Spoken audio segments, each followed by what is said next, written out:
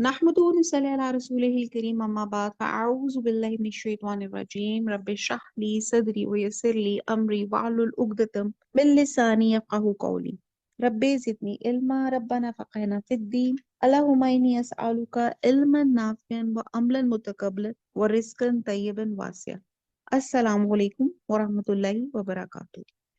जी अल्हम्दुलिल्लाह, पारा नंबर 25 है। सूरह शोरा कर रहे थे और आयत नंबर 8, वलऊ और अगर, शाह अल्लाहु अगर अल्लाह चाहता, लजा अलहुम जाअल बनाना तो बनाता इनको उम्मतन वाहिदातन उम्मत वाहिद एक, वलाकिन और लेकिन युदखिलु वो दाखिल करता है मैं यशाउ जिसको चाहता है, फी रहमती अपनी रहमत में, वज़ालिमूना और जालिम, माँ नहीं, लहुम ल लिए हम उनके उनके लिए, मिन वलीजिन कोई दोस्त, वाला और ना नसीर, नसर से मदद और ना मददगार। आयत नंबर 8 को बा मुहावरा देखते हैं। और अगर अल्लाह चाहता तो उनको एक ही जमात कर देता, लेकिन वो जिसको चाहता है अपनी रहमत में दाखिल कर लेता है, और जालिमों का ना कोई यार है और ना मददगार। आयत नंबर 7 में फरमाया गया कि ए प्यारे मोहम्मद सल्लल्लाहु अलैहि वसल्लम, तुम लोगों को इस बात से खबरदार कर दो कि इस दुनिया के बाद एक ऐसा दिन आने वाला है जब तुम सबको जमा किया जाएगा और तुम्हारे दुनिया के अमाल के बारे में हिसाब किताब लिया जाएगा। इस दिन तुम अपने बुरे अमाल के नताइज से बच नहीं सकोगे। आयत नंबर 8 में अल्लाह सुब्हाना ताला बता रहे हैं कि इंसान को इख्तियार देने का नतीजा इख्तलाफ और गुरोहबंदी है। अल्लाह ताला के लिए बहुत आसान था, वलाउ शाअल्लाहु, अल्लाह के लिए बहुत आसान था कि अल्लाह ताला की उम्मतुन वाहिदा, एक एक वाहिद उम्मत बना देता। अल्लाह के लिए बड़ा आसान था कि सब मुसलमान होते, ये जो फिरकों में बटे हैं कोई ना बटता, कोई और मजहब ना होता, और अल्लाह ताला जिसको चाहता अपनी रहमत में वो दाखिल कर देता। अल्लाह ताला खुद हिदायत दे देता। और अगर आप दिल की तड़प से हदायत मांगे तो अल्लाह ताला हदायत आपको नवाजते भी हैं। हजूर सल्लल्लाहु अलैहि वसल्लम को तसल्ली दी जा रही है मक्का की हरदर्मी पे, मक्का के लोगों की, कि गमगीन ना हो। आपका काम अल्लाह का मैसेज देना था, आपने अल्लाह का मैसेज दे दिया। अब अल्लाह सुब्हाना ताला ने इंसान को अख्तियार और मर्जी दी। ये जो हम कहते हैं ना इंसान को अशरफुल मखलूकात कहा जाता है, तो किस बिना पे कहा जाता है? ये एक्चुअली हम अब समअप होने वाले सिलसिले में आ रहे हैं, 25 पारे में आ गए हैं, और ये बात हमने बहुत दफा पढ़ी। तो कौन बताएगा कि हमें अशरफुल मखलूकात क्यों कहा जाता है, तमाम मखलूकात से अफजल अशरफ क्यों कहा जाता है? उसके 3 रीजंस हैं। नंबर 1, हमें सोचने समझने की सलाहियत दी हुई है। जज़ाकल्लाह जी। पहला तो अल्लाह सुब्हाना ताला ने हमें इल्म अता फरमाया। ठीक है जी, इल्म। आपको पता है जब अल्लाह ताला ने फरिश्तों को कहा और जिनों को कहा कि इंसान को सजदा करो, जब हजरत आदम अलैहिस्सलाम बने, अल्लाह सुब्हाना ताला ने बनाए, तो उन्होंने कहा कि आप ऐसी चीज पैदा कर रहे हैं जो जमीन में फसाद फैलाए। तो अल्लाह सुब्हाना ताला ने कहा तुम वो नहीं जानते जो मैं जानता हूँ। तो अल्लाह ताला ने कुछ चीजों के नाम पूछे, जिसपे फरिश्तों जो थे वो लाजवाब हो गए। उन्होंने कहा हम वही जानते जो अल्लाह सुब्हाना ताला आप हमें बताते हैं। तो जब अल्लाह सुब्हाना ताला ने हजरत आदम से पूछे तो उन्होंने वो तमाम नाम बता दी। यानी कि इंसान की इब्तिदा इल्म से हुई, जहालत से नहीं हुई। तो पहली जो चीज उसको मिली इल्म। दूसरा, सबने उसको सजदा किया। तीसरा, जन्नत जो है इवेंचुअली इंसान को उसके अच्छे अमाल के जजा के तौर पे उसके लिए आखिरी उसका मस्कन है। तो ये 2-3 वजूहात हैं जिन पे इंसान को अशरफुल मखलूकात करार दिया गया। इंसान को अख्तियार दिया गया, इंसान को मर्जी दी गई, इंसान को साथ इल्म भी दिया गया। अब वो अपने इस इख्तियार को, मर्जी को अगर गलत तरीके में इस्तेमाल कर ले तो वो फिर क्या हो जाता है? दूसरा फरीक जिसको सईर मिलेगी, जहन्नम। अगर अल्लाह वो अपनी मर्जी को अल्लाह कुरान और सुन्नत के ताबे कर ले तो उसको क्या मिलेगी? तो वो अहले जन्नत बन जाएगा, अहले जन्नत में से बन जाएगा। तो ये यहाँ पे वही चीज बताएगी कि हदायत मांगने से आती है, तड़प से आती है। वरना अल्लाह ताला के लिए तो बहुत आसान सा, सब इंसानों को एक उम्मत वाहिद बना देते और अपनी रहमत में सबको शामिल कर लेते। लेकिन अल्लाह ताला जुल्म नहीं करता, और इंसान अपने ऊपर खुद जुल्म करता है। और जो जालिम होता है फिर उसका ना कोई मददगार होता है, ना वली होता है, ना नसीर, ना कोई मददगार होता है। اللہ سبحانہ تعالیٰ نے آپ دیکھیں کہ زمین کی ایک ایک چیز بائی ڈیفالٹ بائی سیٹنگ اطاعت ان کے اندر لگی ہوئی ہے. ٹھیک ہے جی. ہربس اور شربس کو دیکھیں, ٹریز کو دیکھیں, ان سب کو پتا ہے میں نے ہرب بننا ہے, میں نے بیل ہوں تو میں نے بیل ہی بننا ہے, میں نے دیوار پہ ہی چڑھنا ہے. ٹھیک ہے. میں درخت ہوں, میرے تناور میرا جو ہے جو ٹرنک ہے وہ اسٹرانگ ہی ہوگا, میری برانچز ہوں گی, اور میں نے ایسے پھل دینے ہیں, میں نے ایسے پھول دینے ہیں. اینیملز کو پتا ہے میرا کیا ہیبیٹیٹ ہے, میں نے کہاں پہ رہنا ہے, میں نے میری خوراک کیا ہے اور میری کیا زندگی کا مقصد ہے. اور اسی طرح سورج چاند ستارے اللہ تعالیٰ نے ان کی سیٹنگ کی ہوئی ہے, ان کے اندر چپ ڈلی ہوئی ہے. اللہ کے کرم سے ان کو پروگرامڈ ہیں وہ کہ انہوں نے آربٹس میں گھومنا ہے اور کیسے گھومنا ہے اور کس سپیڈ سے گھومنا ہے. اللہ تعالیٰ نے ہر چیز ان کو مینشن کی ہوئی ہے, اور وہ ابھی تک جب تک اللہ کا حکم نہیں ہوگا وہ اپنے آربٹس پہ اسی طرح ہی چکر لگاتے رہیں گے. لیکن ایک انسان کو اللہ تعالیٰ نے اختیار دیا, اور یہ اختیار جب پہاڑوں پہ اتارا تو وہ کام گئے. انہوں نے کہا ہم نے نہیں اختیار لینا. سب نے اختیار سے اپنے آپ کو کہا کہ اللہ تعالیٰ آپ جو حکم کریں گے ہم وہ کریں گے, ہم اختیار نہیں لیں گے. لیکن انسان جلد باز تھا, اس نے اختیار لے لیا. اس نے کہا میں نے کیوں مرضی لی, کیونکہ وہ اس نے گڈ فیتھ کے ساتھ لی کہ میں اچھے زیادہ کام کروں گا تو زیادہ مجھے ثواب ملے گا. لیکن بعد میں اس نے اس مرضی کے گانے بنا لیے, it's my life none of your business. ہم نے اس مرضی کو قرآن اور سنت کے تابع کرنا ہے تو ہی ہم سکسیسفل پیپل میں آئیں گے, اور اگر ہم نہیں کریں گے تو پھر ہم سرکش ہو جائیں گے, ضدی ہو جائیں گے, اور پھر شیطان ہمارا ہم نوا بن جائے گا اور پھر وہ ہمیں ڈی ٹریک کرے گا. تو یہاں پہ اللہ کے لیے بہت آسان تھا کہ وہ ایک امت واحد بناتے. اللہ کے لیے بہت آسان تھا. حضرت آدم علیہ السلام پہلے انسان تھے, وہ کس فرقے سے تھے, کون سے ریلیجن سے تھے؟ ڈیفینیٹلی مسلمان تھے. تو یہاں پہ بعد میں جو فرقے بنے یہ انسان کی اپنی جہالت, دین سے دوری جس کی وجہ سے بنے. اور پھر اللہ تعالیٰ نے بتا دیا کہ پھر ان کے لیے نہ کوئی ولی ہے اور نہ مددگار. جنت کوئی معمولی چیز نہیں ہے کہ صرف خواہش کرنے سے مل جائے گی, اس کے لیے ہمیں کوشش کرنی پڑے گی. اور دنیا مشقت کی جگہ ہے, اور مشقت یہاں پہ کرنی ہے اور اجر ہمیں جنت میں ملنا ہے. مشقت کیا کرنی ہے؟ اپنے آپ کو ایول تھاٹس, برائیوں, سنس, ان تمام چیزوں سے بچا کے رکھنا ہے. اور قرآن اور سنت, اور کہتے ہیں نا اللہ کی رسی, قرآن مجید کو مضبوطی سے تھام لینا ہے. قرآن کی رسی ایسی ہے کہ ادھر سے ایک اس طرح آپ نے پکڑا ہے اور دوسرا صرف اللہ نے پکڑا ہوا ہے, اور اسی کے اوپر چپٹتے ہوئے, اسی کے ساتھ لپکتے ہوئے ہم نے اللہ کے پاس جانا ہے انشاءاللہ تعالی. تو اللہ کے لیے بہت آسان تھا کہ ایک امت واحد بنا دیتے. بہرحال اللہ سے دعا مانگے دل کی تڑپ سے تو انسان, اللہ تعالیٰ ضرور ہمیں ہدایت دیں گے. ضرور اللہ تعالیٰ سے, یہاں سے ہم پھر اس آیت کو وسیلہ بنا کے اللہ سے دعا مانگتے, اللہ تعالیٰ ہمیں, ہمارے بچوں کو, ہماری آل اولاد کو, امت محمدیہ کو اللہ تعالیٰ اپنی شریعت پہ قائم رکھ, اس دین پر قائم رکھ. اللہ ہمارے بچوں کو, ہم سب کو اللہ تعالیٰ اسلام کے اوپر لگا دے. اللہ تعالیٰ ہمیں قرآن کا مطلوب اور بعمل انسان بنا دے. اللہ تعالیٰ ہمیں نمازی اور پرہیزگار بنا دے, قرآن اور سنت کے مطابق ہماری زندگی گزارنے والا بنا دے. اللہ ہم سے راضی ہو جائیں, اللہ ہم سے راضی ہو جائیں, اللہ ہم سے راضی ہو جائیں. آیت نمبر 9. آ حمزہ کے اوپر زبر لگے تو کیا یہ ہو جاتا ہے کیا, آ نی, کیا, اتخذو بنائے انہوں نے, من دونی ہی اس کے سوا, اولیاء, اولیاء ولی, فاللہ بس اللہ تعالیٰ, ہوا وہ, الولیو ولی, ولی ہے, دوست ہے, کارساز ہے, وہ ہوا اور وہ, اور وہی, یحیی, یحیی ہئی, ہئی وہ زندہ کرتا ہے, الموتا موت, مردوں کو, وہ ہوا اور وہ, اللہ اوپر, کل شیئن کل ہر شیئن چیز, قدیر قادر ہے.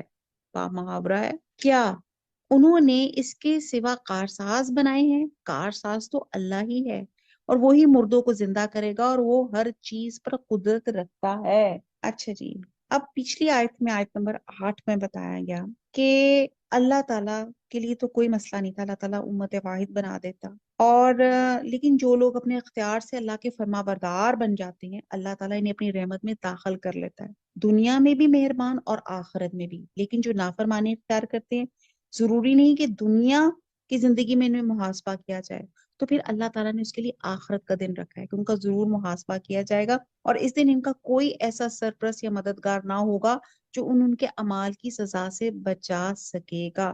بار بار ولی کا ذکر کیا جا رہا ہے۔ آپ کسی کافر یا مشرک کے بت خانے یا آستانے پہ تشریف لے جائیں اور آپ دیکھیں کہ کار ساز یا کام بنانے والا کون ہے۔ کار ساز تو وہ ہے جو نذرانے دیتے اور مزیازے چڑھاتے ہیں، اور انہی کار سازوں یا مریدوں کے ذریعے آستانوں کا کاروبار چمکتا ہے۔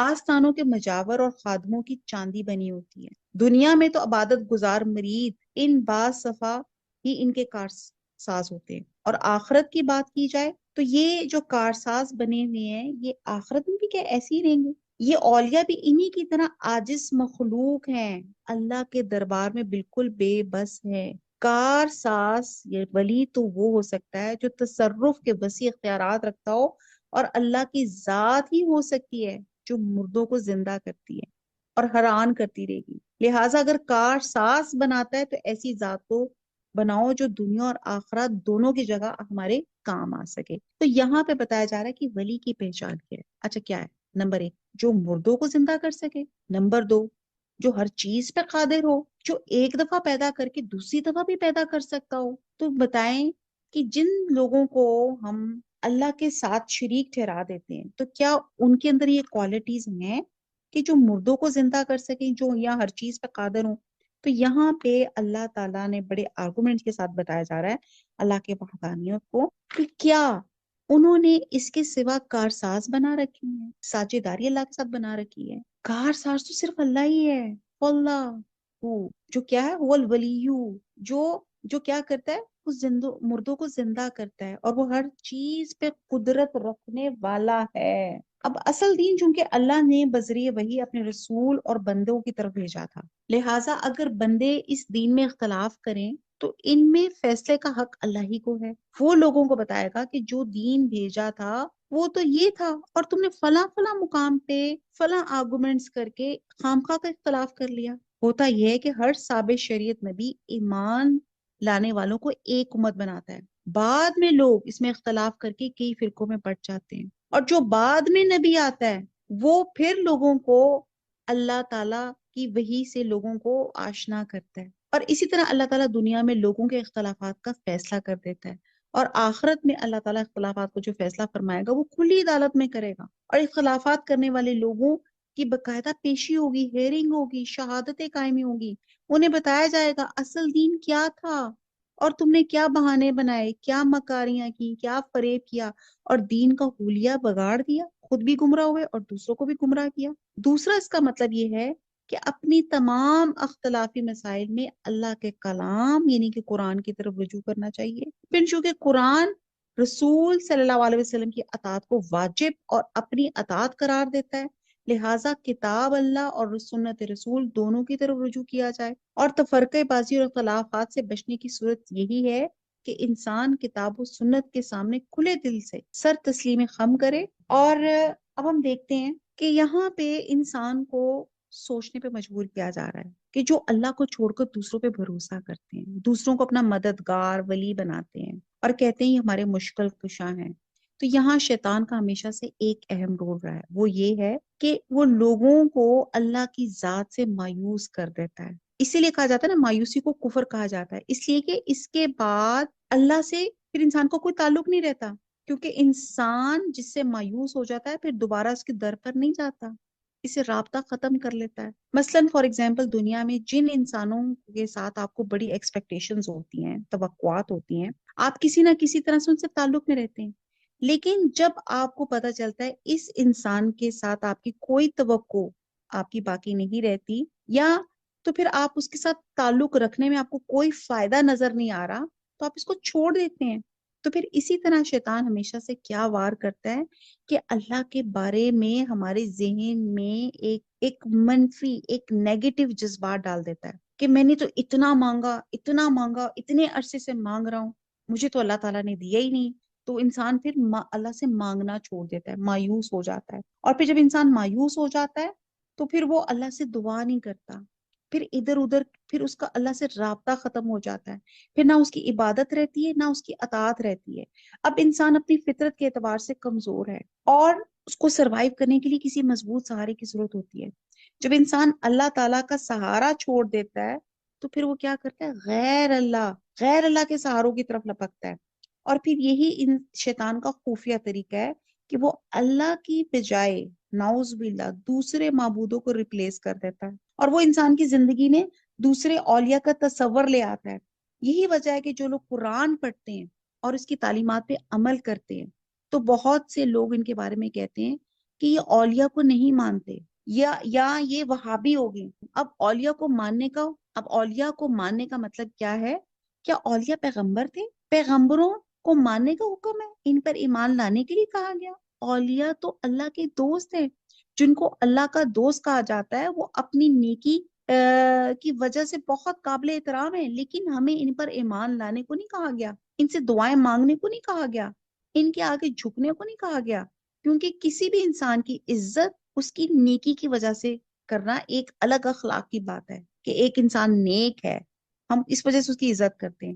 لیکن اس پر بھروسہ کرنا کہ وہ اللہ سے کوئی زبردستی کام کروا لے گا یا پھر اللہ سے مایوس ہو کے اس کی طرف مائل ہو جانا، تو یہ بھی شرک کے دروازے کھول دیتا ہے. یہاں پر صاف طور پہ یہ بات کہا گئی کہ جنہوں نے اللہ کو چھوڑ کر کوئی اور اولیاء بنا رکھے تو یاد رکھو فَاللَّهُ وَل کہ اللہ اصل ولی تو اللہ سبحانہ تعالیٰ ہے. وَهُوَ عَلَى كُلِّ شَيْءٍ قَدِيرٌ، وہی زندہ کرتا ہے اور وہی ہر چیز پر قدرت رکھتا ہے. یہ جی الحمدللہ ہمارا ایک رکوع مکمل ہو گیا. ایک آیت اور کر لیتے ہیں. آیت نمبر 10. وما، اور جو اختلفتم، جو اختلاف کرتے ہو تم، فی ہی اس میں، من شیئن کچھ بھی، فحکمہ پس فیصلہ، حکم فیصلہ اس کا، اللہ طرف اللہ کی، ذالکم اللہ یہی اللہ، ربی میرا رب ہے، علیہ اسی پہ، توکلتو میں نے بھروسہ کیا، وعلیہ انیب اور اسی کی طرف رجوع کرتا ہوں. با محاورہ آیت نمبر 10. اور تم جس بات میں اختلاف کرتے ہو اس کا فیصلہ اللہ کی طرف سے ہوگا، اور یہی اللہ میرا پروردگار ہے، میں اسی پہ بھروسہ رکھتا ہوں اور اسی کی طرف رجوع کرتا ہوں. کائنات کا حاکم اللہ سبحانہ تعالیٰ، حقیقی ولی اللہ سبحانہ تعالیٰ، وہی کارساز، وہی راستے بنانے والا.